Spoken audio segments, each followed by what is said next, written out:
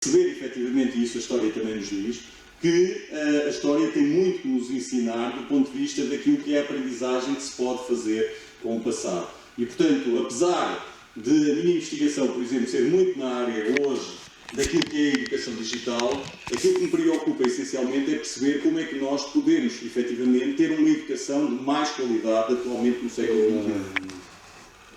Principalmente ao seu vereador e a todos que são presentes pela casa, mas quem pretende satisfazer muitos interesses acaba depois por esbarrar com as circunstâncias da distância que nos trouxe de Coimbra até aqui mas de alguma forma não podemos chegar aqui no tempo previsto e, portanto, acabou por me acusar de mim, não Luís, mas o culpado fui eu, não ele, e daí eu peço muita desculpa por isso. Aqui que nos foi pedido pela Catarina e nesta circunstância é que refletimos um pouco sobre a educação no Estado Novo obviamente, como ainda há pouco eu estava a acabar de ouvir, nós, quando falamos do tempo passado, falamos a partir do tempo presente. E, portanto, eu vou falar um bocado de uma concepção que me tem mobilizado neste tempo, a partir de um alinhamento sociodinâmico, o que significa que o passado e o presente e até o futuro dialogam sempre quando nós pensamos sobre a educação. Mas eu mostro-vos ali 4 livros que estiveram presentes no Estado Novo e eu não vos mostro, é meramente simbólico, eu mostro-vos aqueles livros porque foram os livros que eu tive quando frequentei a escola primária. Portanto, sim, eu também sou fruto do Estado Novo, do Estado Novo tardio, um pouco tardio, já em mutação, mas apesar de tudo Estado Novo, e esses livros representam bem o alinhamento ideológico do Estado Novo e a história que se contavam às crianças, as histórias que se contavam às crianças, que normalmente eram as histórias que nestes livros, às vezes as únicas histórias lidas às crianças neste tempo. Portanto, de certa forma, estes eram livros únicos, pelo menos os 3 primeiros eram livros únicos, eram os livros oficiais e os livros que se podiam utilizar nas escolas, e eles eram únicos não só porque eram definidos como os livros que podiam ser especialmente utilizados nas escolas, mas muitas vezes eram livros únicos que as pessoas liam neste tempo. A maior parte das pessoas não leram outro livro para além daqueles livros que ali estão. É claro que o livro da 4ª classe, o livro de leituras no ensino primário, que tem a Caravel, do Pires de Lima, às vezes alternava, não era um livro único, no sentido que alternava com outro livro da Educação Nacional. Eu tive este, outras pessoas tiveram outro, porque esse, no quarto ano, a partir de 1936, não era considerado obrigatório. Até os anos 50, o 4º ano de escolaridade não era verdadeiramente considerado obrigatório. Só a partir dos anos 56, do ano 56, é que passou a ser um ano obrigatório, e para as mulheres até só depois de 1960. Portanto, para as meninas, só a partir de 1960 é que o 4º ano passou a ser obrigatório. Daí que o livro da 1ª classe, o livro da leitura da 2ª classe, o livro de leitura da 3ª classe tenham perdurado durante muito tempo, ano após ano, nas nossas escolas, e foram, muitas vezes, os únicos livros que foram lidos por uma larga mancha da população, e muito do imaginário que as pessoas têm sobre como é o país, sobre como o país funcionava, advinha desses 3 primeiros livros, ou se frequentassem no 4º ano de escolaridade, a partir de livros também praticamente únicos, porque era o único livro que se utilizava numa das salas, para a 4ª classe, e que poderia muito bem ser este. Eu sou do norte do país, e esse livro do Pires de Lima era muito utilizado no norte do país.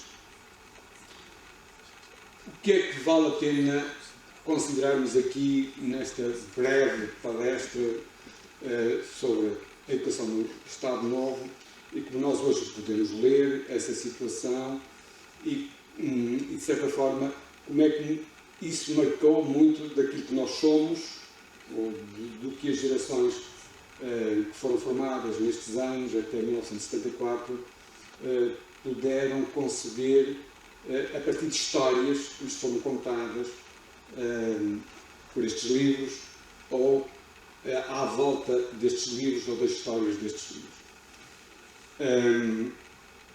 Deixem-me dizer-vos que, apesar de nós termos sido formados, pessoas como eu, da minha geração e da geração seguinte ou da geração anterior, nas escolas de Estado Novo não temos que ter, e não temos, seguramente, todos a mesma percepção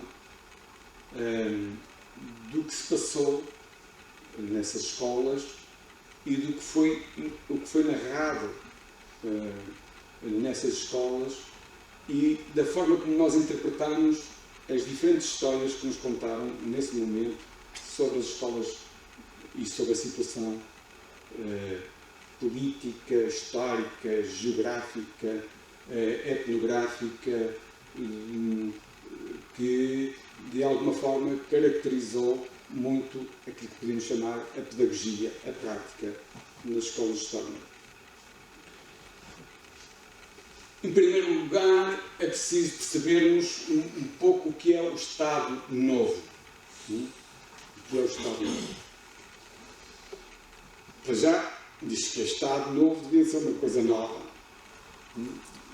Porquê é que seria nova? A nova porque, de certa forma, pretendia romper com o passado.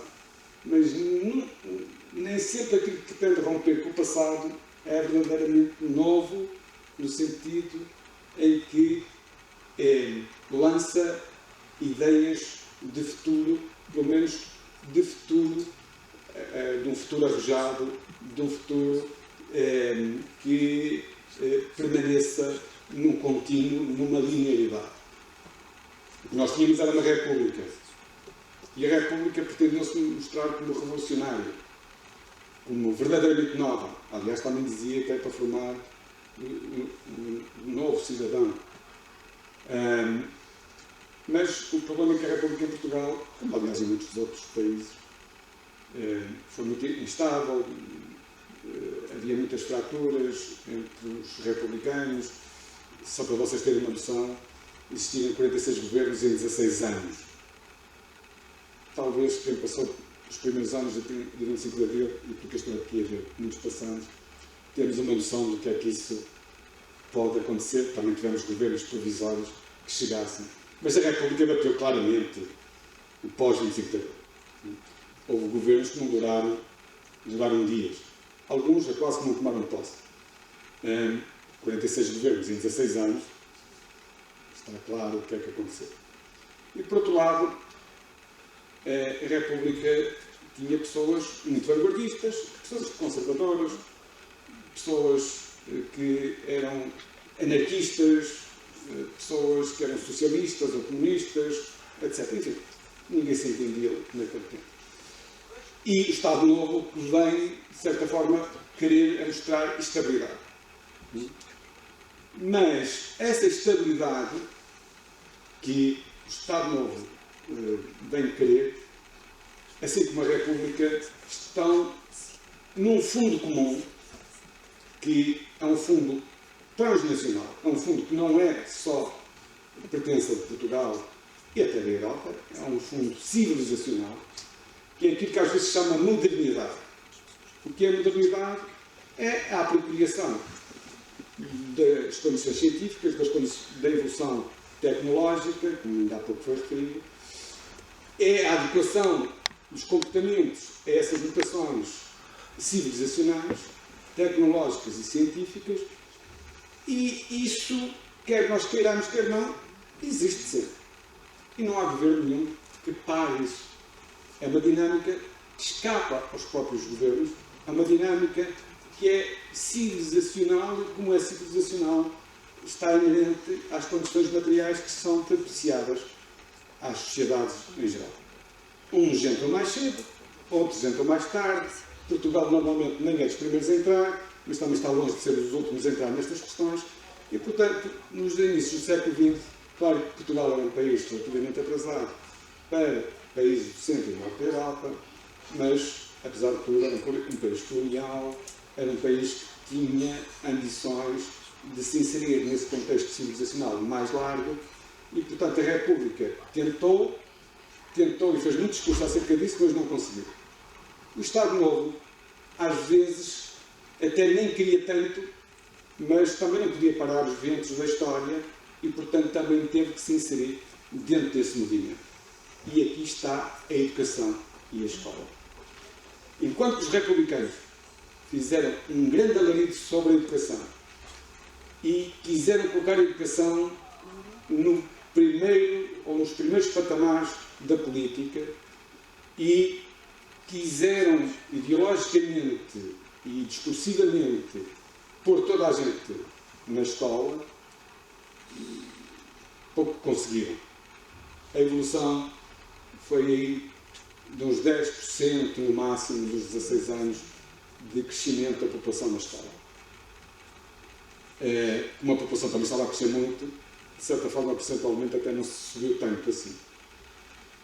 O Estado Novo tinha até pessoas, ou algumas pessoas que aderiram ao Estado Novo, havia pessoas das franjas mais conservadoras, mais reacionárias, que aderiram ao Estado Novo, que até achavam que a escola não era necessária.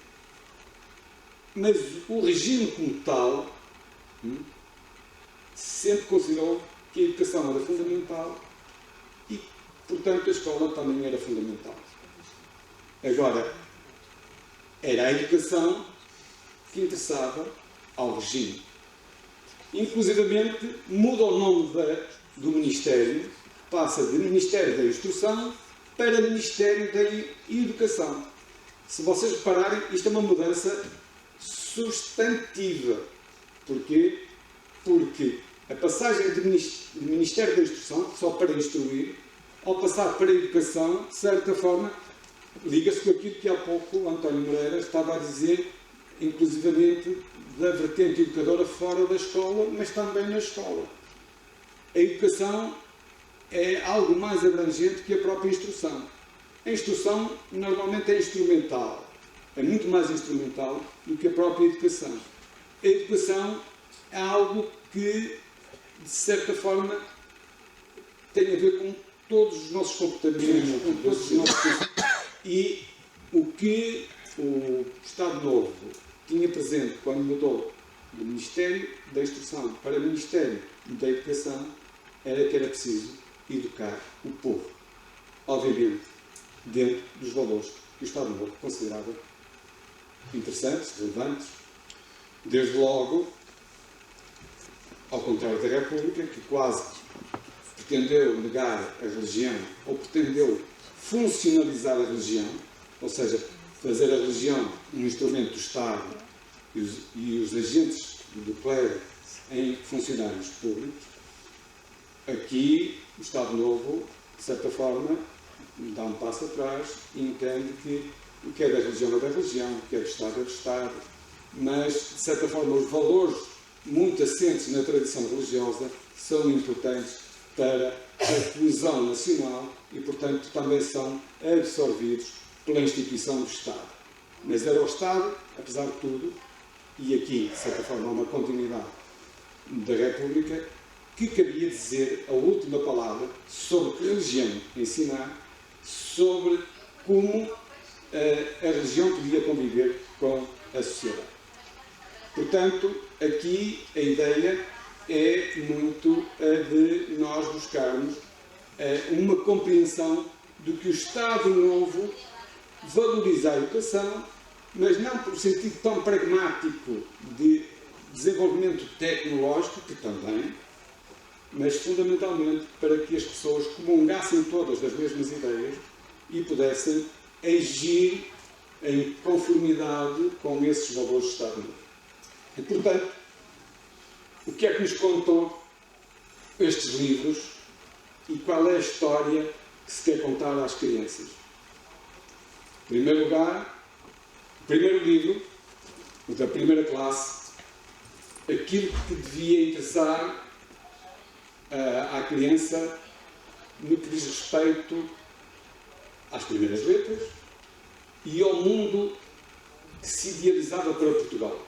Se vocês vissem, vou mostrar aqui algumas imagens, mas alguns de vocês conhecem, se vocês vissem imagens destes livros, por exemplo, tem, e aqui é um livro da primeira classe aberto, num lugar determinado, e na letra L vocês têm, por um lado, um ensino e acaba a lição com o Viva a Salazar. Ou seja, a autoridade aqui máxima era muito importante.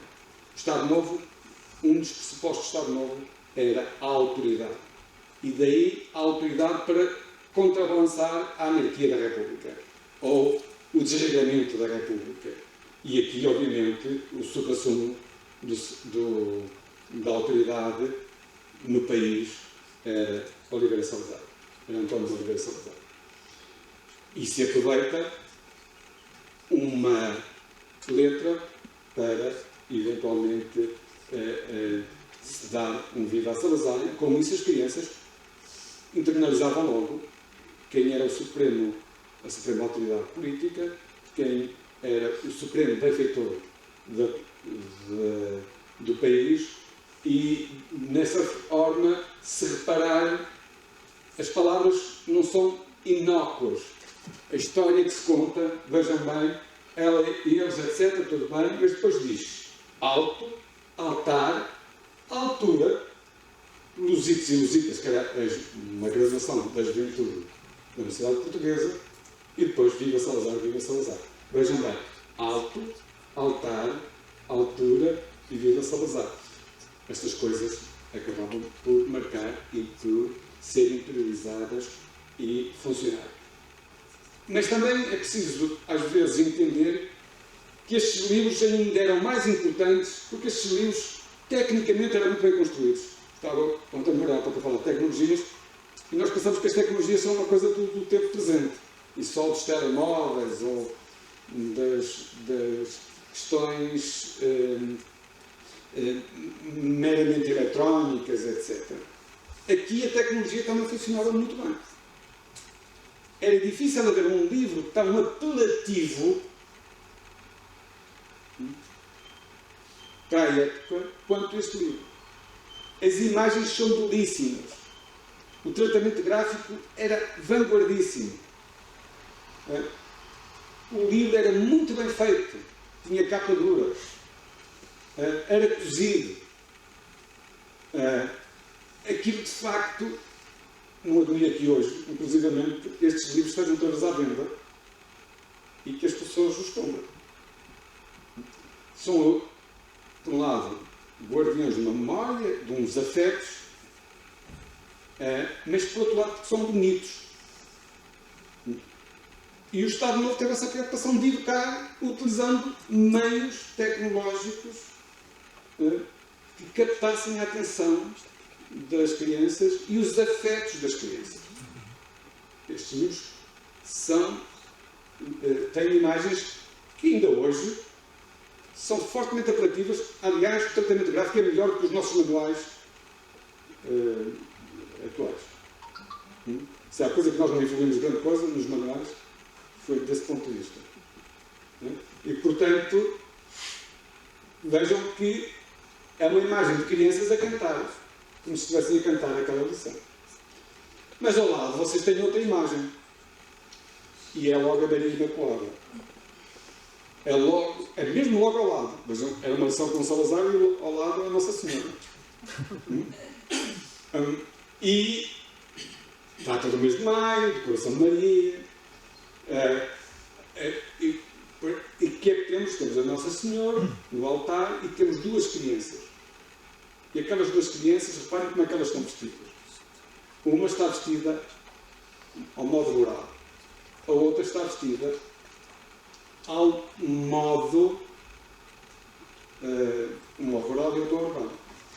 Ou seja, uma é uma criança do campo, outra, que era a maior parte da população ainda, neste tempo, nos anos 40 e 50. Mais 50% da população estava no mundo rural. E os outros 50% eventualmente em pequenas cidades. Às vezes ainda nem se chamavam cidades, chamavam-se vilas, mas nós já podíamos considerar eventualmente dentro do mundo urbano. Há uma preocupação bem, com uma intenção bem marcada, era para dar dois sinais pelo menos. Uma, o convívio entre o campo e a cidade, a harmonia entre o campo e a cidade, e por outro lado, para que as crianças se revissem naquela imagem, seja qual fosse a sua origem. Portanto, para o Estado Novo era muito importante acabar com a distinção daquilo que seriam as fraturas da sociedade. Desde logo, operários, patrões, camponeses e burgueses de cidade.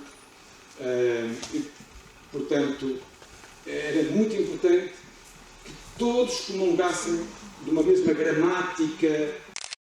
Claro, dava-se um valor estruturante, a religião, e particularmente através de uma imagem que é muito sensível. A Nossa Senhora é tão só a personalidade religiosa que serve mais de mediação com Deus. Nossa Senhora é mais ou menos, representa mais ou menos o que é a mãe de uma família e o que era numa mãe de uma família tradicional no tempo do Estado Novo, em que o pai está distante, é mais austero e a mãe é mais doméstica e é mais mediadora. A Nossa Senhora, do ponto de vista religioso, funciona normalmente da mesma forma. É uma entidade divina, mas é uma entidade mediadora. De certa forma, suscita mais os afetos das próprias crianças e dos católicos aqui em geral. Qual era a outra história que nós podíamos ver nestes livros? Muitas histórias, mas logo Portugal que era um grande país. E nem precisava de ir à questão das colónias, porque outros manuais, por exemplo, da terceira classe, normalmente voltava-se para a lógica da grandeza de Portugal colonial. Mas este livro da primeira classe normalmente tinha mais preocupações com a proximidade, com as pequenas terras, e portanto não dava tanto para o Portugal físico real, mesmo colonial, mas para o lado afetivo de Portugal. E aqui o importante não era colocar Portugal geográfico como grande, mas era colocar Portugal grande pela sua simbologia. E aqui o que se passa é que põe duas crianças embaixo a olhar admiradas para Portugal e para alguns dos principais símbolos da construção desse país. Desde logo o Castelo de Guimarães, que o Estado Novo levou a Castelo Fundador. Deve ser uma grande mentira, mas hoje quase toda a gente pensa assim, exatamente porque foi regado pelo Estado Novo. Nem se sabe se o Dom Afonso lá não nasceu, de certeza. Se foi batizado lá numa capela já é outra questão. Nós sabemos pouco do Afonso Henriques nos seus primeiros anos. Provavelmente nasceu em Viseu e Coimbra. Mas não interessa. Hoje ninguém se questiona acerca disso. E isso foi construído pelo Estado Novo. E é isso que nós hoje contamos, inclusive, às crianças no livro, não é? Independentemente elas já não estão no Estado Novo. Ou seja, os imaginários funcionam como realidades. O Estado Novo tinha consciência disso. Não só tentava captar os afetos, como constituir narrativas, histórias que pudessem, de certa forma, colocar as pessoas diante daquilo que eles entendiam bom para Portugal. Depois, o Mosteiro de Belém, a Torre de Belém, estou a dizer, obviamente, o símbolo da diáspora portuguesa e, obviamente, lá o Algarve, Sagres e a Escola de Sagres, que também um bocado inventada, deve ser considerada mais simbólica do que real, e captar as crianças, aprender as crianças pelo afeto e não só pela racionalidade. Porquê é que eu estou a acentuar isto? Porque há muita ideia, no Estado Novo, a escola era só uma coisa de castigos, de violência. Eu não estou a dizer que não existiam os castigos, não existia a violência. Eu não estou a tentar negar nada disso, essa realidade. Mas também existia, e era por isso que o Estado Novo pretendia, uma tentativa de captar os sentimentos das crianças e, através delas, construir uma narrativa sobre Portugal, que era aquela que devia mobilizar os portugueses, inclusivamente, depois, mais tarde, para a luta colonial. Mas ainda vos podia mostrar aqui uma outra imagem, que, mais uma vez, associa a afetividade a duas realidades completamente diferentes. Uma letra que é difícil, mínima de ensinar, quem ensina na escola primária sabe muito bem quão difícil é ensinar o H. Uma letra que quase não se lê, uma letra complicada, nós dizemos H, outros países dizem outra coisa qualquer, inclusive no Brasil. Ou tem diversas utilizações combinadas, etc. Mas aqui não me interessa agora discutir isso, apenas chamar-vos a atenção para, por um lado, uma atividade muito normal no mundo rural, que era, de certa forma, a apanha de frutos, as árvores de frutos, e, portanto, algo que as crianças adoravam. Aliás, quem vivia no mundo rural, como eu vivi, às vezes não só apanhava, e às vezes apanhava menos da casa e ia roubar aos do quintal vizinho. Portanto, isso fazia parte muito das nossas atividades e dos nossos afetos. As frutas vizinhas eram sempre melhores do que as nossas.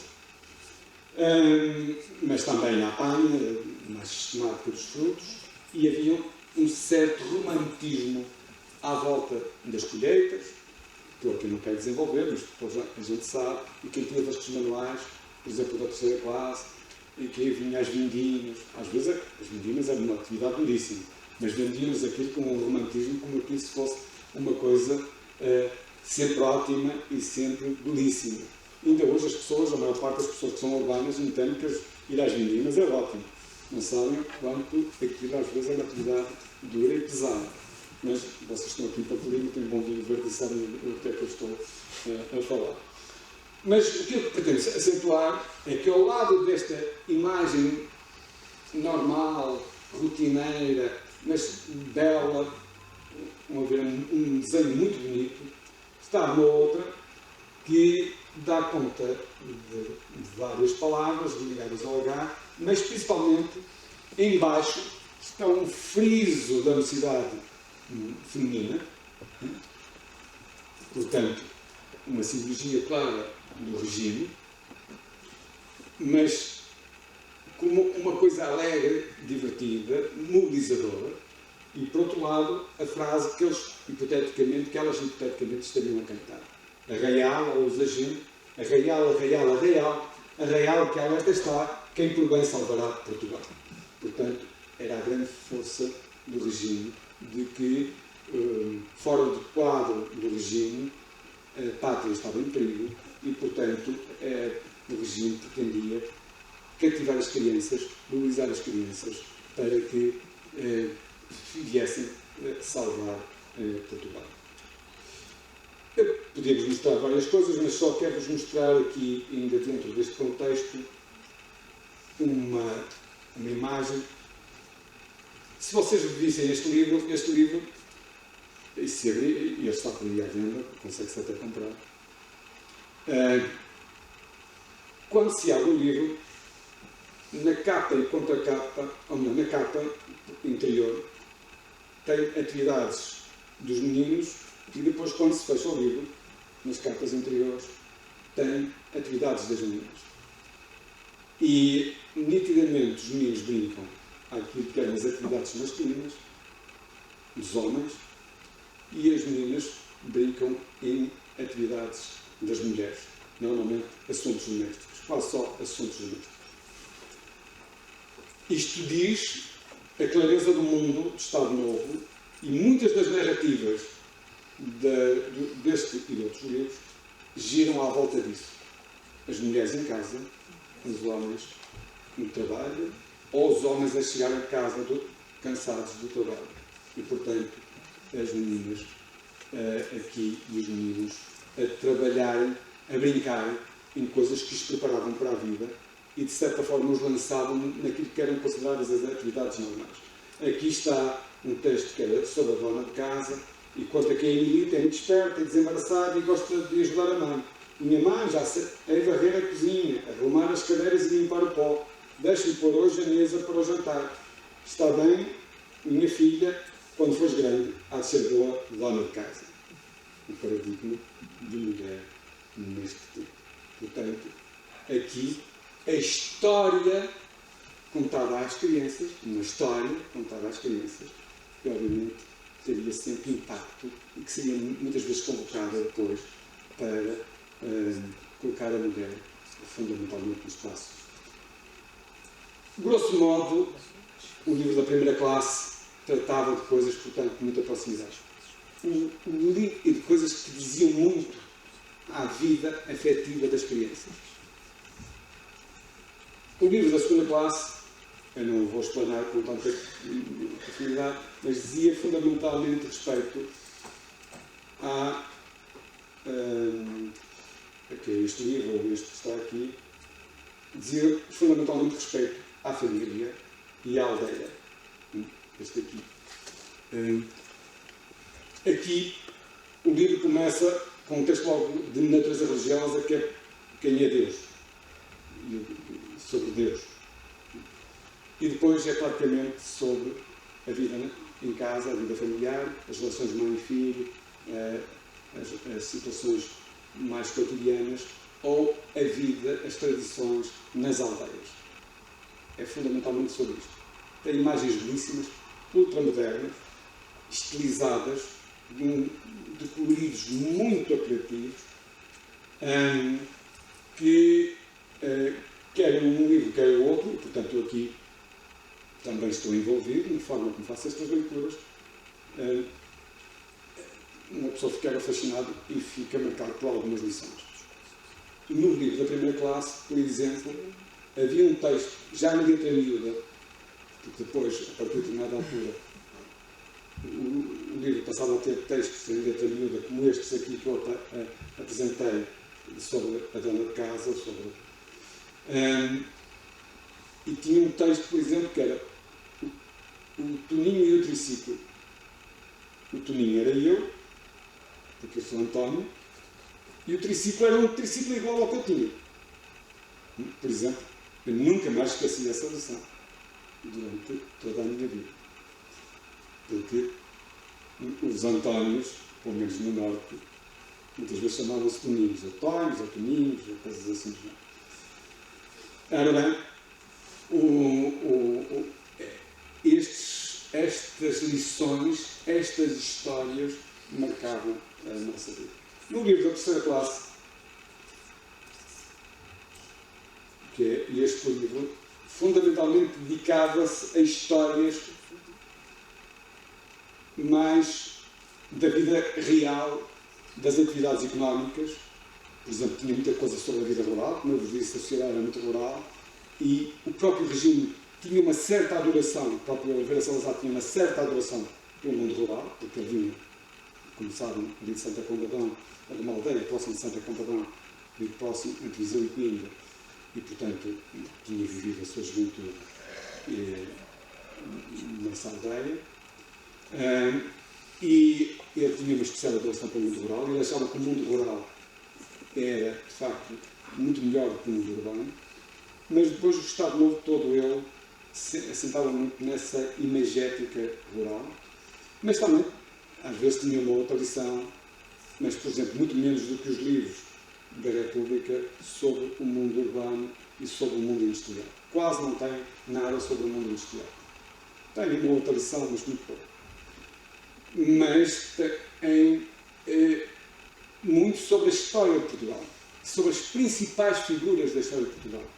Dom Afonso Henriques, já falei, obviamente, o primeiro rei, e normalmente com aquela mitologia que, de certa forma, hoje está representada em Guimarães com a espada, com a famosa espada que pesava 15 kg, com uma arroba, que era assim que era contada às crianças. Olha, vejam, numa só mão, uma pessoa com uma espada de 15 kg tinha que ser forçosamente muito valente, mas hoje as autoridades não querem muito abrir o túmulo dele e exumar o túmulo, porque pode não ser nada assim, e claro, pode não estar lá aos senhores de Dom Afonso Henriques, que não sei se sabe, mas está oficialmente no Panteão Nacional dos primeiros reis de Portugal, no Mosteiro Santa Cruz Antiga.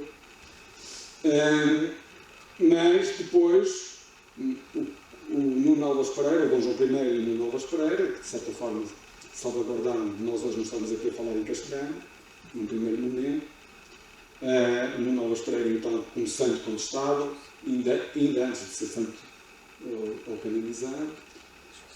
Depois, as grandes gestas das descobertas, marcadas principalmente por duas grandes figuras, o Vasco da Gama e o Pedro Álvares Cabral, e o Infante Henrique, claro, até porque esse tem uma simbologia de homem, de certa forma, que podia ligar a ciência das descobertas à própria expansão da religião. Depois o Dom João IV e a restauração, e a partir daí cuidado com as figuras históricas, porque muitas delas não convinham ao regime. As figuras do liberalismo não convinham muito ao regime, e normalmente passava-se rapidamente às figuras do Estado Novo. Passava-se por alto por cima da República e rapidamente chegava ao Estado Novo e à figura de Salazar e do Presidente da República, que dependia da época e que representavam a suprema autoridade do país. As histórias que normalmente eram contadas eram histórias que podiam ser reais ou não, ou mitificadas, quase sempre mitificadas, mas pretendiam endeusar essa figura e torná-la arquétipo de qualidades que deviam levar as crianças a mobilizar-se no seu percurso futuro, no seu percurso de vida. Portanto, as histórias eram narrativas que deviam marcar indelevelmente aquilo que nós imaginávamos o que Portugal era e do que cada um devia de ser para dar sequência ao Portugal. Termino um pouco como comecei. Apesar de ser tudo isto, e de muito mais que aqui não tenho a oportunidade de explicar, mas já agora, como os livros andam por aí e as bibliotecas têm os outros livros, vocês podem ter a curiosidade de ir ver e depois verificarem se o que eu digo é verdade ou não. Importa que vocês entendam que mesmo aqueles que foram educados no Estado Novo hoje leem estas histórias de forma diferente, leem estas práticas de forma diferente, cada um por si tem visões distintas, e isso de certa forma devia prevenir os nossos ditadores ou as nossas figuras messiânicas de que às vezes a memória é curta e a memória não é aquilo que nos consegue impor, mas é aquilo que nós conseguimos elaborar a partir de informação que nos é passada. Cada um tem uma apropriação diferente das histórias, dos objetos, das práticas, e cada um vai construindo, de certa forma, narrativas sobre essas narrativas que foram contadas, essas histórias que foram contadas, e muitas das vezes, algumas delas, porque são tão exageradas ou tão mitificadas, se viram contra o próprio discurso dominante desse período. Ou seja, as pessoas posteriormente vêm a verificar que afinal foram enganadas, e como foram enganadas, revoltam-se contra essa situação e, portanto, muitas vezes se viram contra o próprio regime, contra a própria ordem que, de certa forma, os levou ao engano. Nesse sentido, convém que nós, em pedagogia, na educação, tentemos ser o mais verdadeiros possível. Tentemos ensinar a observar as coisas como devem ser observadas, a analisar as coisas como devem ser analisadas, e não a partir de desejos, e não a partir de pressupostos que não sejam aqueles que advêm da análise que nós podemos fazer das condições que nos afetam. Nesse sentido, há, a partir desta leitura, uma mensagem clara. A pedagogia deve ter fundamentalmente uma preocupação analítica de nos ensinar a ver as coisas como elas são e não a partir de ideais mais ou menos puros, mas que quase sempre acabam por ser manipulatórios e, de certa forma, conduzir-nos a ver aquilo que não é ou a pensarmos aquilo que não deve ser pensado, porque é erróneo. Erróneo porque não condiz com a realidade. Ou seja, não é o que realmente se passa. E se nós não aprendermos a ler a realidade tal como ela é, nós estamos incapacitados, ou estamos mais incapacitados de a transformar. Estamos mais incapacitados de nos virarmos para o futuro, sempre com esta ideia, que há pouco também foi colocada, que o futuro é uma coisa incerta. Nós não sabemos exatamente o que é futuro. Mas se nós estivermos capacitados para ler a realidade, estamos capacitados para a cada momento sermos capazes de vislumbrar o futuro que está ao nosso alcance e de nos adequarmos a esse futuro e, de certa forma, acompanharmos esse futuro. Se isto já era visível aqui, de certa forma, uma das causas do atraso português, não é a causa como às vezes se diz, mas é uma das causas do atraso português, é que esta escola preparava-nos para um país imaginário. Por exemplo, a dificuldade que nós tivemos com a descolonização vem muito disto, mas também a dificuldade que tivemos com a industrialização vem muito disto. E às vezes a imagem que fazemos do país, mesmo historicamente, não é completamente real.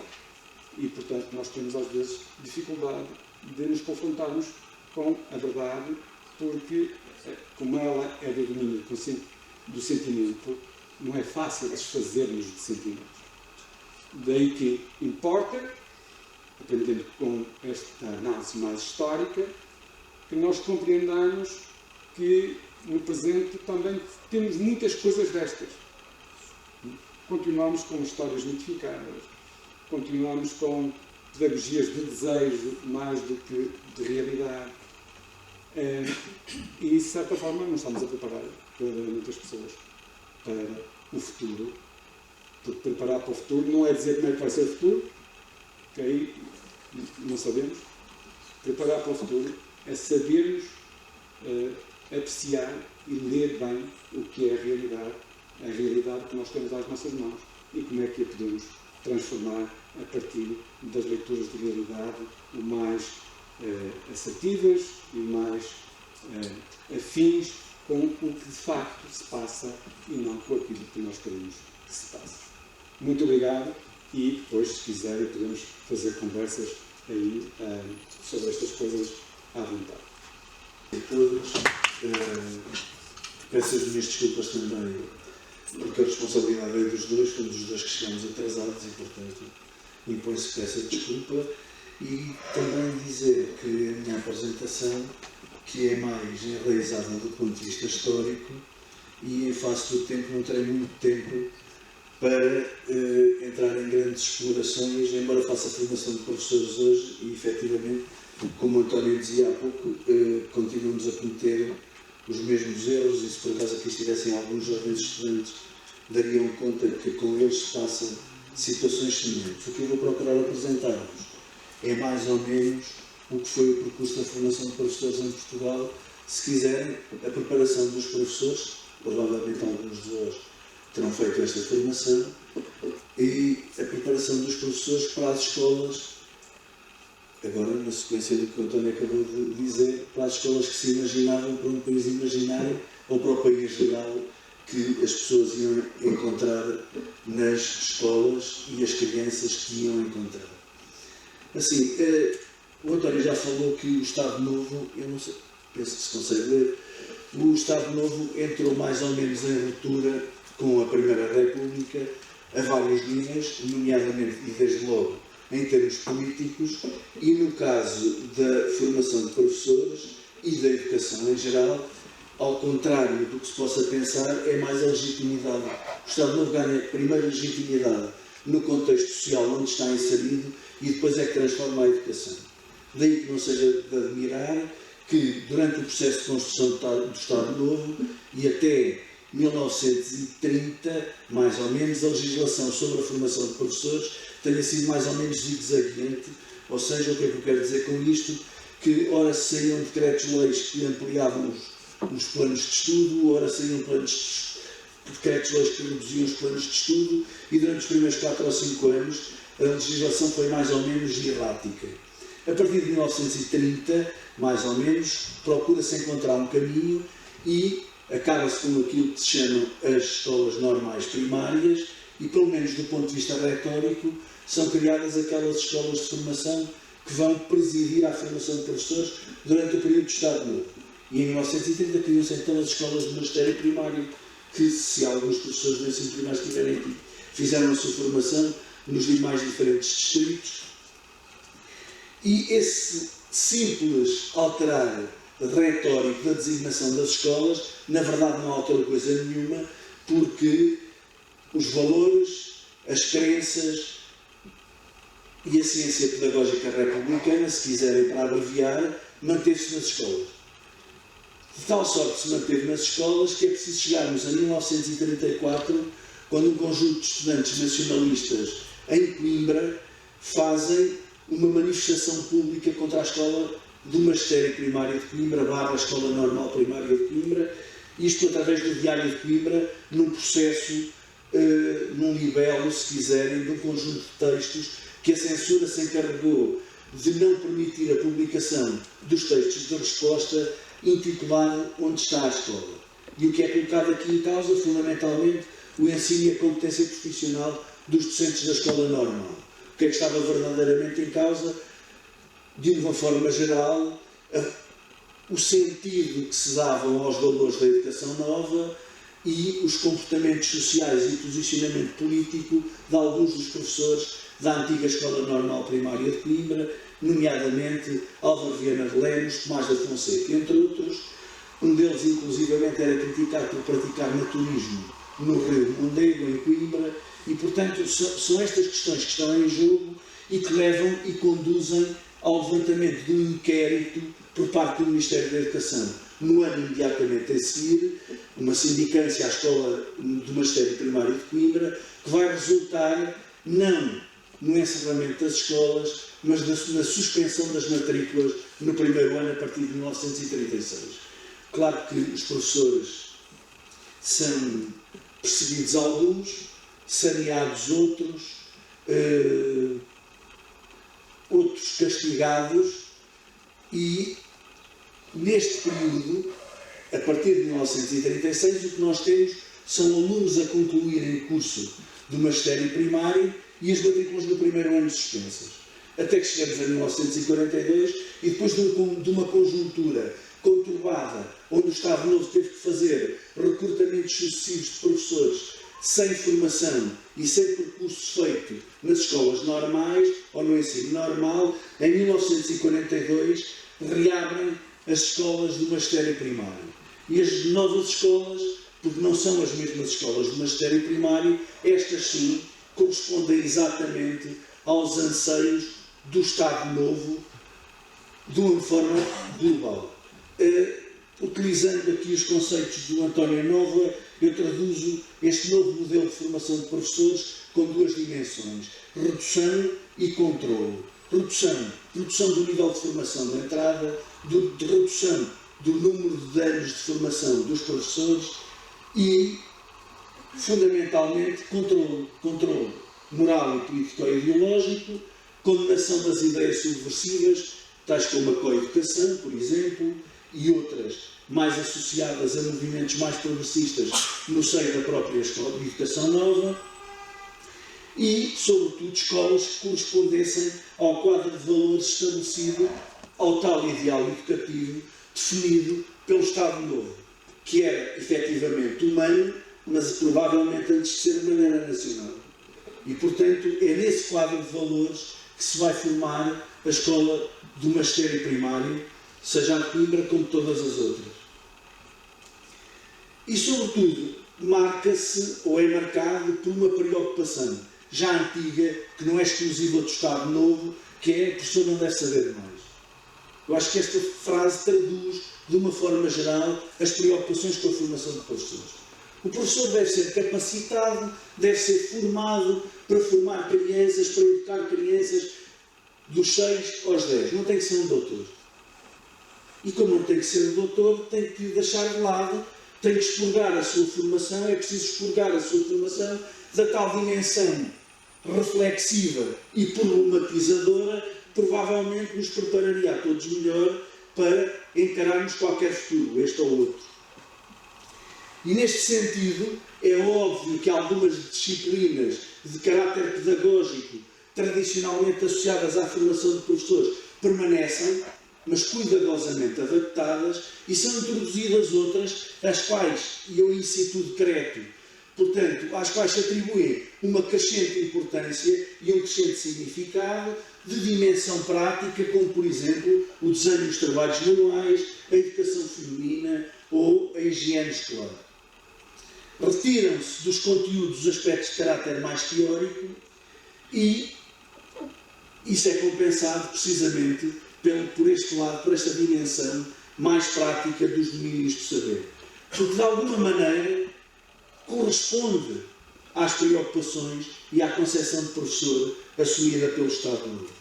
De uma forma mais concreta, o Estado Novo viveu, ou teve na sua estrutura formativa das escolas de formação de professores, 2 planos de estudo, os de 1942 e os de 1960. A grande diferença está na designação das disciplinas. No caso da Pedagogia e Didática Geral, a partir de 1960, passou-se a chamar Pedagogia e Didática Geral e História da Educação, por exemplo. As didáticas especiais subdividem-se em 2 grupos: didática especial do grupo A, Português, História e Desenho; didática especial do grupo B, os demais domínios do saber; música e canto coral, uma disciplina muito associada do ponto de vista ideológico à cultura do Estado Novo. Nos anos 60, achou-se por bem passar-se a chamar Educação Musical, e essa é a diferença que vocês veem. De resto, o curso é ampliado durante mais um semestre, com parte escolar, porque o curso era de 3 semestres, mais um ano para a realização do estágio, e a partir de 1960 passa a ser de 4 semestres. Portanto, há aulas ao mesmo tempo, ou há algumas aulas ao mesmo tempo que se frequenta o estágio pedagógico e que se realiza o estágio pedagógico. Contudo, na verdade, esta alteração, esta reforma foi muito pouco eficaz, foi muito pouco real, porque nunca chegaram a ser publicados novos programas. E a experiência que nós temos é que, inclusivamente, as sementas e os livros escritos pelos professores das disciplinas nas escolas de magistério primário se mantiveram exatamente os mesmos ao longo da formação toda neste período, até 1974, que é esse período que nos estamos a reportar.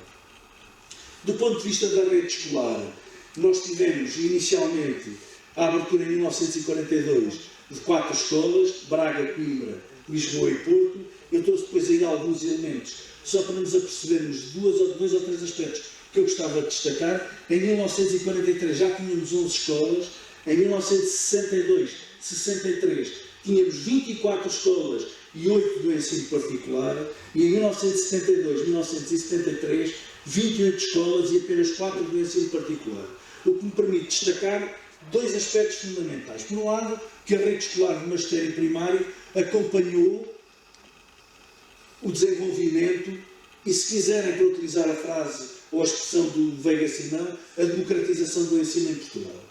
Ou seja, a universalização do ensino primário em Portugal foi acompanhada pela formação de professores daquelas escolas, naquele contexto, daquela natureza, mas a rede escolar acompanhou esse crescimento. Por outro lado, também nos podemos aperceber ou questionar se esta redução do número de escolas do ensino particular não tem a ver com a preocupação presente no Estado português de monopolizar a educação e de nacionalizar a educação. Isto é, que de alguma forma ainda hoje marca a nossa escola. Depois poderíamos discutir a partir daqui o que é escola pública, o que não é escola pública.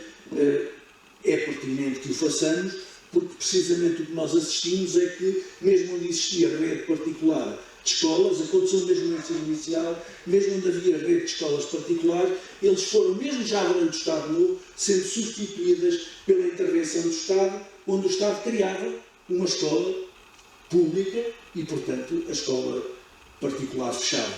A rede escolar do ensino do magistério primário dá-nos exatamente esse exemplo. Em relação aos alunos, porque eu estou a seguir uma caracterização genérica das escolas, seguindo os itens com que habitualmente nos escorremos para caracterizar as escolas, o número de alunos inscritos nas escolas do magistério primário, eu descrevo-vos aí alguns, através dessa tabela, sigo mais ou menos as décadas à procura para chamar à formação no âmbito do ensino primário. Em 1969-70, registra-se uma quebra de 31% de alunos em relação a 1960-61. Obviamente que estes dados nós podemos tirar quaisquer conclusões, portanto não os quero induzir em qualquer análise, mas a verdade é que a realidade que era as escolas do magistério primário e a realidade do regime e a evolução da própria sociedade. Por um lado, do ponto de vista da melhoria das condições de vida, que fazia com que mesmo a pequena burguesia e até alguns membros do povo preferissem que os seus filhos, tendo a oportunidade, pudessem vir a frequentar o ensino superior universitário. Por outro lado, a desadequação da própria formação afastaria alguns candidatos das próprias escolas. Isto é para discutir, porque é análise. Do ponto de vista da direção, da organização, da administração das escolas, cumpre destacar o papel titular de um decreto-lei republicano de 1919. Portanto, o diretor era responsável pelo comportamento de todos aqueles que estavam sob a sua responsabilidade, professores, alunos e funcionários, e não só era responsabilidade pelo seu comportamento, como era responsabilizado pelo seu comportamento. Por um lado. O segundo aspecto que vale a pena destacar é que competia manter as escolas dentro daquilo que podemos definir como uma estabilidade orgânica, como uma paz social, no quadro dos valores do regime, obviamente. E daí que o professor, para além disso, tinha que reger disciplinas, normalmente a de pedagogia, acompanhava serviços, presidia reuniões, transmitia na instituição as orientações do governo. Portanto, era mais até esse papel que cabia. Onde é que o diretor tinha mais liberdade e poderia, se quiserem, inovar? Era no âmbito das linhas orientadoras para as atividades escolares. Desde que, mesmo aí, não deixasse de cumprir e de fazer cumprir a doutrina oficial. Mas aí, a índole de cada um, a experiência de cada um, o percurso de vida de cada um, permitiam necessariamente que os atores, alunos, professores, funcionários e o próprio diretor gerisse este quadro de interações no âmbito da sua esfera de liberdade e de autonomia, porque, obviamente, que os atores, apesar de tudo, mesmo com censura, mesmo com responsabilização superior, têm sempre um grau de liberdade para atuar, quer queiramos, quer não. Finalmente, os professores. que professor é que se queria formar em 3 tópicos. Queriam-se formar professores que colocassem no centro da sua vida o magistério docente, que a ela se dedicassem como uma missão, no sentido de um apostolado e de um sacerdócio, mas sempre com humildade, e lá está, o não saber demais, com humildade e obediência que deve caracterizar todos os funcionários públicos, necessariamente. Eram profissionais, contudo, deve sublinhar-se, portadores de habilitações académicas e profissionais específicas, integradas no universo disciplinar e científico do conhecimento ou das práticas e dotados de um corpo de saberes e competências próprio, específico e autónomo. Isto não retira em nada a profissionalidade dos docentes do ensino primário durante o período de Estado. Práticas da educação nova. Porque é isso que recolhe o modelo pedagógico da educação nova. Não a dimensão política, nem o questionamento da dimensão política da própria pedagogia, mas aquilo que é do domínio técnico, do agir, se quiserem, do receituário perante um conjunto de situações que quase que podiam ser tipificadas em função das quais tinham que agir e em função das quais tinham que responder. E agora, mais ou menos, para concluir este aspecto central, se eu estivesse a falar com educadoras de infância, dizia, olha, meninas, é as rotinas. Então, quais eram as rotinas dos docentes, dos alunos das escolas de magistério primário? Bom, as aulas, e dentro das aulas o estágio, no topo das preocupações, mas também a avaliação. Tudo isto condicionava e pautava a vida dos alunos. A trajetória iniciava-se com o exame de admissão, seguiam-se 3 semestres de aulas, numa primeira fase, já o vimos, depois o exame de saída e o estágio no 4º semestre, e finalmente a verdadeira prova de fogo, onde residia toda a carga simbólica do percurso de formação dos professores, o exame de Estado. E depois do exame de Estado, sim, eram profissionais, eram professores do ensino primário encartados, se assim se pode dizer. O calendário escolar, obviamente, era marcado por rituais, festas e comemorações, com festividades eivadas de um cunho fortemente católico. Contudo, nomeadamente as relacionadas com feriados religiosos, deve-se dizer que remontam ao início da formação de professores ou do ensino normal. Isto é, a comemoração dos feriados religiosos, e apesar da mobilização que é feita da religião católica por parte do Estado Novo para o controle das populações, que eu acho que é mais ou menos aceito, ou comumente aceito que assim foi, a verdade, sem misturar o Estado na relação com a Igreja, diga-se, aliás, o resto do António já sublinhou isso aqui há pouco na sua intervenção, essa mobilização nas escolas de formação de professores não é novo.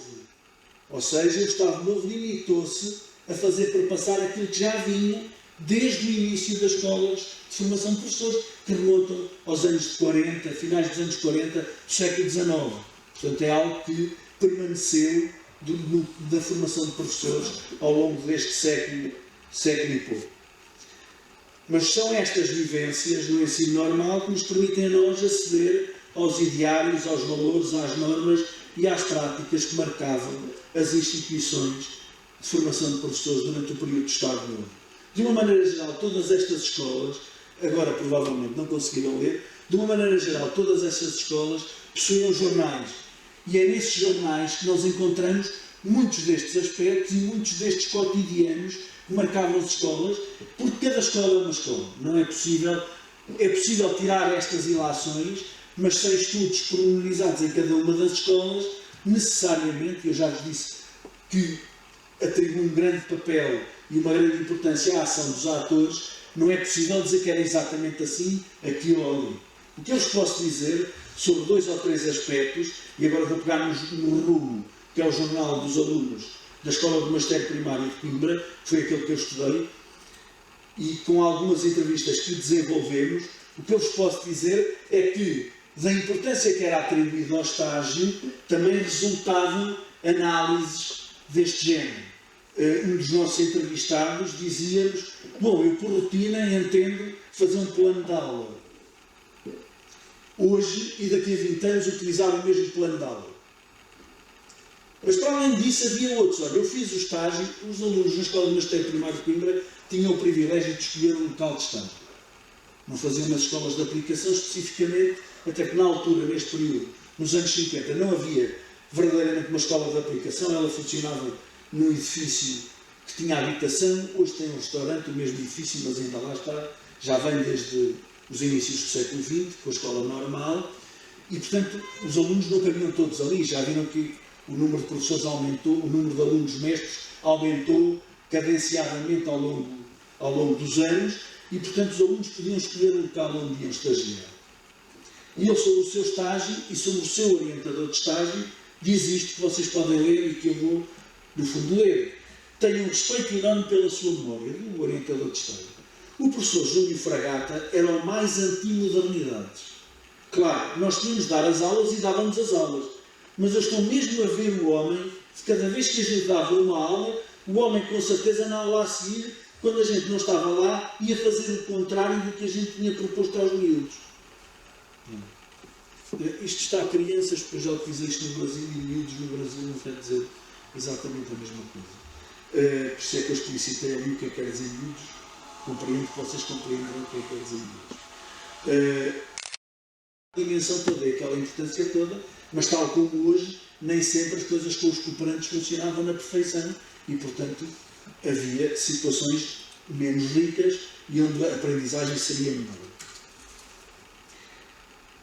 Segundo aspecto é que, tal e qual como o António salientou aqui, com aquelas imagens belíssimas dos manuais escolares, eu trago aqui um conjunto de fotografias de atividades desenvolvidas, de festas desenvolvidas na Escola de Magistério Primário de Coimbra, para salientar 2 ou 3 aspectos. Um deles é que eu via sempre a preocupação de inserir essas festas na tradição, desde logo pela designação, a recepção aos novos, a despedida dos velhos. Os novos eram os alunos que entravam no primeiro ano, os velhos eram os alunos que acabavam no segundo ano, antes de acabar o estágio, portanto, quando saíam da escola ao fim de 3 semestres. Portanto, novos e velhos tinha assim um peso relativo, eram 2 anos, não é? Mas pronto, havia a preocupação de acentuar isto e de ligar isto a festas tradicionais portuguesas. A festa da recepção aos novos coincidia com a festa da Castanha da Jurupira, com o São Martinho. E, portanto, havia esta associação permanente a festas tradicionais portuguesas que eram incorporadas no cotidiano da escola e inseridas, e às quais os professores, no fundo, na verdade, era um processo de socialização. Porque importava formar os professores nesta perspectiva, de algum modo, de ruralização, mas a verdade é que eles também iam para o meio rural trabalhar, a grande maioria deles. E, portanto, havia que, no fundo, manter o status quo da realidade social envolvente, ou pelo menos aquela que se imaginava. Desculpem, aquela que se imaginava que era a realidade social envolvente. Depois, as atividades eram atividades de palco, desde a dança ao teatro, mas também temos novidades, porque a partir dos anos 60 passa a haver o baile. E as alunas, apesar de ir de bata, não sei se é perceptível aí de baixo, apesar de ir de bata, uma delas pelo menos vai de óculos escuros. O que de noite, dentro do pavilhão, pronto. E é um toque de modernidade, de aceitação, da alteração do quadro social envolvente, porque nos anos 50 o baile, a aproximação entre rapazes e raparigas era mais ou menos evitado. Por um lado, porque a coeducação não era permitida. Isso não era evitado, era vigiado. E nós temos provas disso nas afirmações dos nossos entrevistados, e elas mais ou menos surgem veladas nos textos do próprio jornal. A preocupação de controlar a relação entre os 2 sexos, na medida em que não havia dinheiro para construir uma escola para meninas e uma escola para meninos. Portanto, a formação, apesar de muitas escolas primárias serem separadas e terem salas separadas, na formação do ensino normal, as turmas inclusivamente eram mistas. Finalmente, o problema da religião, onde claramente era assumido, na escola do magistério primário, que a religião fazia parte, estou mesmo a terminar, que a religião fazia parte da formação integral dos professores, para o melhor e para o pior. Por um lado, nas declarações dos nossos entrevistados. Por exemplo, um deles não tem dúvidas nenhumas que ela era promovida pela escola, e a propósito do mês de Maria, ele diz-nos mesmo, a própria escola fazia o mês de Maria mesmo, para quem queria, e ninguém era obrigado. Mas depois, na volta, no ato de contrição, o mesmo entrevistado diz: haveria talvez alguns que fossem, por uma questão de dizer, opá, se eu não vou, começam a dizer que eu não vou, e iriam, pois iriam. Claro, porque não era preciso dizer às pessoas que era obrigatório ir, o controle social existia, e as pessoas, eventualmente, corriam o risco de serem, pelo menos, segregadas dentro da própria escola, se não frequentassem estas iniciativas. Além disso, de outras passagens que vos trago aí, basta imaginar que a escola do magistério primário, que tinha ligações à comunidade, participava na procissão do Corpo de Deus. E um dos elementos que segurava o pálio era o diretor da escola. Portanto, o envolvimento da escola e a presença da religião dentro da escola era comum. Fez-se um altar dentro da escola para que ocorresse missa dentro da escola, e ocorreu 2 ou 3 vezes. Portanto, essa presença é constante, de tal sorte que esta é para todas as escolas de magistério primário, embora a fotografia, a parte de cima tem a ver com o colóquio daqui, a parte de baixo é uma fotografia de grupo da escola de magistério primário, dos anos 60 a 61, quando concluem, onde todos os professores das escolas do magistério primário e todas as professoras das escolas do magistério primário, no final do curso, consagravam-se ao Sagrado Coração de Maria. E, portanto, este simbolismo era precedido de um retiro e de uma missa. E só no fim é que era lida uma fórmula de consagração. Estas marcas religiosas estão presentes de tal maneira que, por iniciativa de alunos da Escola de Magistério Primário de Coimbra, a consagração em 1952 de todas as escolas de magistério primário foi em Fátima, que tem só por si o peso simbólico de ser um altar do mundo, e, portanto, é a década da afirmação de Fátima como altar do mundo. E, portanto, este tem a importância que tem, mas o que é facto é que a religião esteve presente em todo o processo de socialização dentro das escolas de magistério primário, e particularmente este posso assinalar na Escola de Magistério Primário de Coimbra. Agradeço a vossa atenção. Depois não pelo atraso na chegada do local do evento, sobretudo ao professor Antônio Gomes, por ter acedido à mesa durante a preleção dele. Eu sou investigadora brasileira, como podem notar, trabalho a questão do governo da Era Vargas de 1930 a 1950, e o recorte que me traz aqui da minha pesquisa é o Estado Novo, o período de 1937 a 1945. A questão que se põe aqui no governo Vargas é que, nesse exato momento, o Brasil passa por uma alteração inimaginável em nível de educação, por conta de que nós, diferentemente de Portugal, somos um país bastante requisitado por imigrantes, inclusive hoje. Todavia, no período em que eu faço o recorte da imigração, o recorte da Era Vargas, eu estudo a imigração italiana com uma característica bastante específica, que é a imigração dos descendentes da Lombardia. Normalmente a ideia que se tem é que todo campesino, todo imigrante vem de uma condição, inclusive em nível de alfabetização, um bocado precário. Nós sabemos que a Lombardia fica no norte, nós sabemos que existe toda uma situação de alfabetização que trouxe para o Brasil algumas inquietações ao governo de Vargas, à medida em que o sistema cultural, o sistema educacional brasileiro passava por uma série de transformações, tendo em vista a sua origem basicamente confessional, elitista e um bocado segregacionista. Então, Vargas, de 1937 a 1945, se atém à política da nacionalização da educação, ou seja, com vistas à integralização do país, né, uma vez que nós hoje somos 220 milhões de habitantes, podem imaginar que pela base territorial do meu país, aceder à educação ainda hoje é um grande problema. Mas nesse período em específico, o contributo de Vargas é bastante profícuo, à medida em que ele traz, via legalização, via leis, decretos-leis, a possibilidade da educação pública de uma forma mais linear. Todavia, dentro desse contexto e tendo a personalidade que Getúlio Vargas, dessa a história, teve, ele se apropriou de determinados instrumentos para que fosse imposta essa situação de educação no país, institucionaliza a bandeira, o brasão das armas, né, transforma essa situação da educação elitizada numa educação um bocadinho mais massificada. Por quê? Porque ele visualizava a ideia de uma nação uníssona. E para isso ele intentou várias atividades junto aos militares para que, se congraçando aos interesses da nação, o ajudassem então a criar essa possibilidade de unificação no país, à medida em que o volume de imigrantes era grande, e dentro do recorte da minha pesquisa, os imigrantes italianos maciçamente estavam no Brasil, por uma questão precedida de muito tempo, de 1865, com a necessidade do branqueamento da raça, tendo em vista o período da escravidão, e as lavouras, né, que demandavam uma mão de obra que tivesse alguma cultura em nível de trabalho campesino.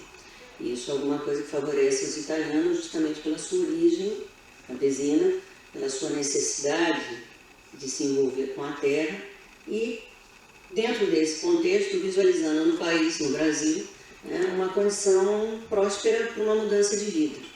O que eu quero ressaltar aqui, porque eu enfoco na Lombardia, porque naquele momento a Itália passava não só por uma reconfiguração geográfica, mas também passava por uma reconfiguração econômica, que dispensava um bocadinho a mão de obra campesina, que para nós era essencial naquele momento, mas Getúlio Vargas, em seu período de governo, entendia que eles vinham alfabetizados num nível que incomodava um bocadinho.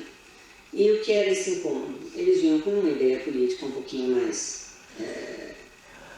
embasada da que nós tínhamos. Eles traziam um nível de alfabetização e uma expectativa de que suas crianças tivessem acesso a essa alfabetização. Todavia, chegam num país em que a escola não está exatamente estruturada nos moldes europeus.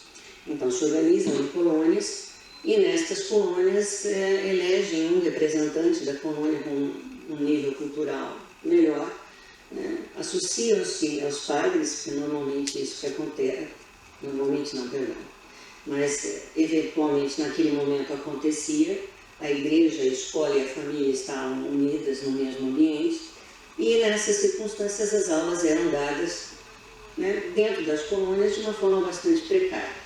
Mas não faltava o suporte do governo italiano nesse momento, e não faltava também a expectativa de uma certa forma manter um vínculo com a própria nação.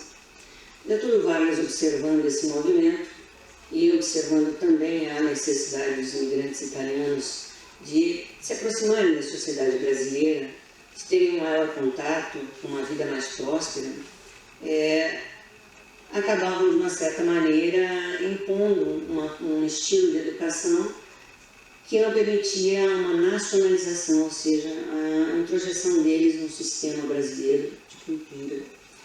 E, tendo em vista esse incômodo, Getúlio Vargas vai, então, parte da premissa de que a política de nacionalização da educação vai, de uma certa forma, alinhar esta forma de pensar para aqueles que quisessem ficar no país. E conteria também o fluxo migratório destes para o Brasil. Essa política implicou em ações um bocado arbitrárias, à medida em que se queimaram livros, não se permitiu professores estar italianos em sala de aula, mas havia uma grande dificuldade. As crianças que haviam tinham tido a iniciação escolar com professores italianos tinham dificuldade com o idioma português. E isso demandava uma certa habilidade de quem estava na sala de aula para conseguir agregar esses interesses.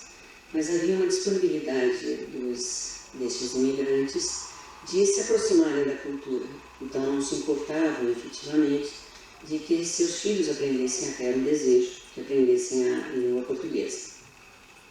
E nesse sentido, Getúlio impõe algumas cartilhas, impõe um currículo com a história do Brasil, impõe a deferência aos símbolos institucionais, como a bandeira, introjeta nestas crianças uma situação de valoração da moral e do civismo brasileiro, à medida em que ele entende que a nacionalização, o processo de nacionalização da educação é fundamental para o desenvolvimento do país, para a industrialização, comercialização e, digamos, entre aspas, que a literatura nos confessa de que ele de fato conseguiu isso.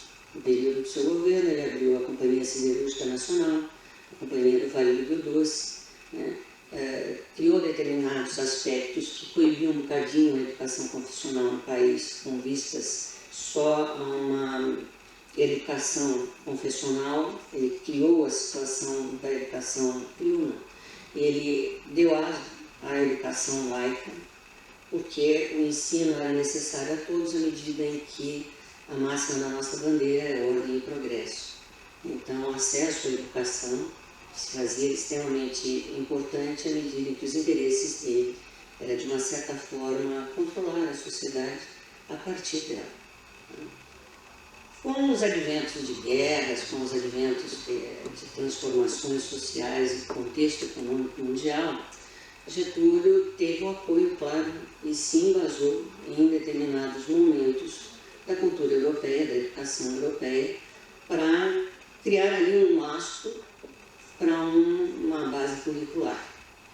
Então, é no período do governo dele que nós temos aí a projeção das classes mistas, é no período do governo dele que nós temos também uma base curricular muito mais vocacionada para a educação nacional, é no período dele que nós temos legislações que criam as escolas técnicas profissionais, que desenvolvem um bocadinho mais o ensino superior, e com isso o país acaba ganhando nesse período uma identidade muito mais próxima daquilo que nós éramos pelo volume migratório de japoneses, alemães.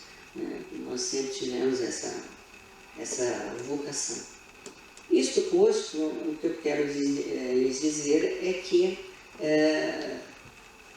deixando um bocadinho de lado o viés político, a despeito de estar falando de um presidente brasileiro, o que importa aqui é que as ações dele em nível de educação foram extremamente importantes, criaram um sentimento de valor à ida à escola, ao brasileiro.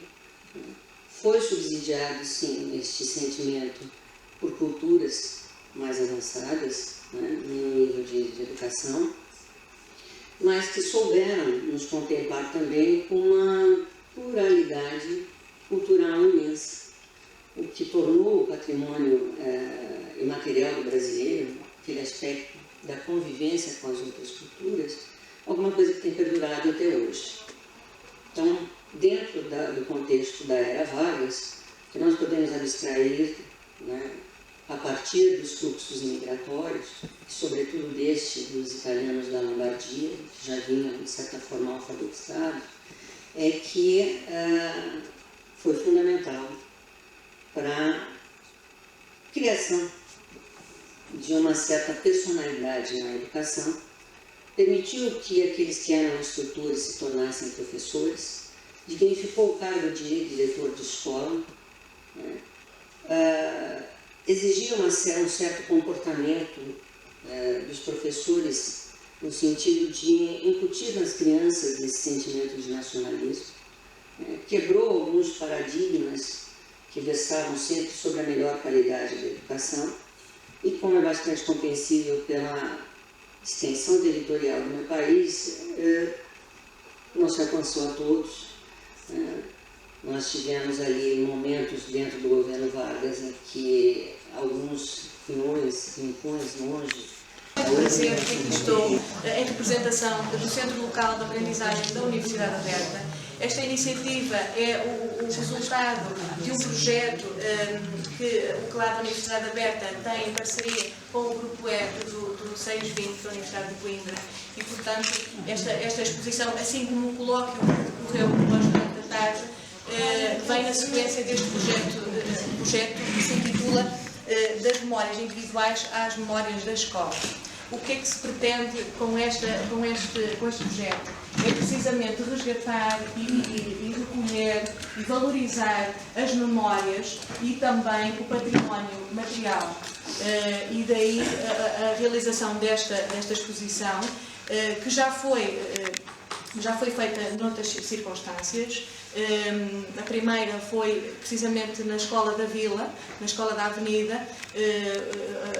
O objetivo foi recriar a sala de aula da época e portanto, é nesse momento que se cria o projeto, com a participação do professor Luís Mota numa conferência, e a partir daí se dá início a esse projeto e à concepção e ao desenvolvimento desse projeto.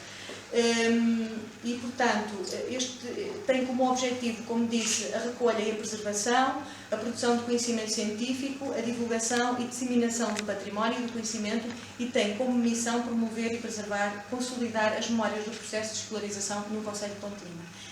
O objetivo fundamental desta exposição é sensibilizar para a preservação dos materiais que fazem parte de uma época que marcou gerações e com certeza muitos do que aqui estão vivenciaram essa época, tanto como professores como alunos, e portanto o nosso objetivo é realmente sensibilizar para a preservação deste património.